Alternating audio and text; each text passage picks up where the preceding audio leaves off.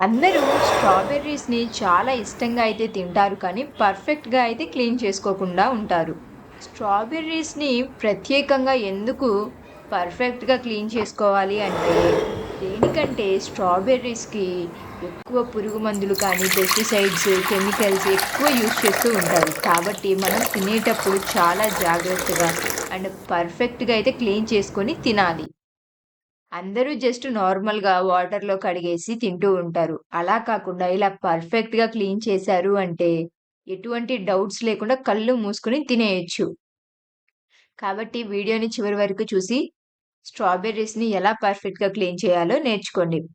ముందుగా ఒక బౌల్‌లోకైతే వాటర్ తీసుకోండి.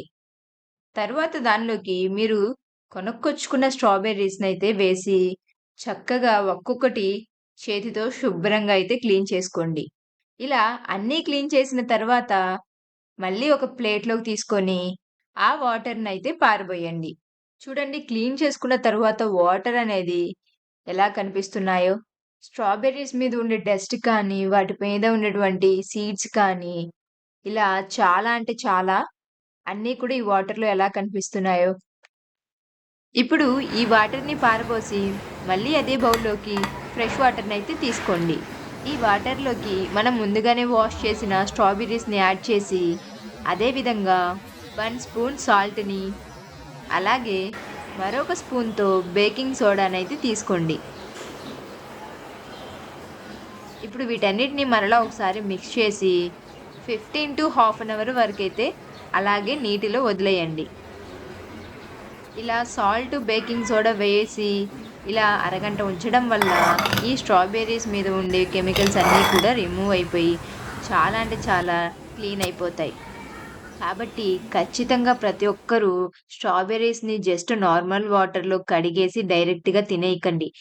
ఇలా కొంచెం ఉప్పు, బేకింగ్ సోడా ఏసి చక్కగా క్లీన్ చేసైతే తినండి. ఇవి హెల్త్‌కి ఎంత మంచిదో అదే విధంగా డైరెక్ట్‌గా తింటే కూడా అంతే అన్‌హెల్తీ అన్నమాట. సో, ఇలా ఫ్రెష్‌గా ఉన్న వాటిని క్లీన్ చేశాక చక్కగా పైనున్నటువంటి ఆకు రిమూవ్ చేసుకొని చిన్న చిన్న పీసెస్‌గా అయితే కట్ చేసుకొని మీకు కావాల్సినట్లుగా రెసిపీస్ చేసుకోవచ్చు. లేదంటే డైరెక్ట్‌గా తినేయొచ్చు. నేనైతే వీటితో ఇంట్లోనే చాలా ఈజీగా హోమ్‌మేడ్ స్ట్రాబెర్రీ జామ్ ఎలా చేయాలనో కూడా చూపిస్తాను. ఆ వీడియోని కూడా ప్రతి ఒక్కరు తప్పకుండా వాచ్ చేయండి. సో, మన ఛానెల్‌ని సబ్స్క్రైబ్ చేసి మీ ఫ్రెండ్స్ అండ్ ఫ్యామిలీస్‌తో వీడియోస్‌నైతే షేర్ చేసుకోండి. Thanks for watching.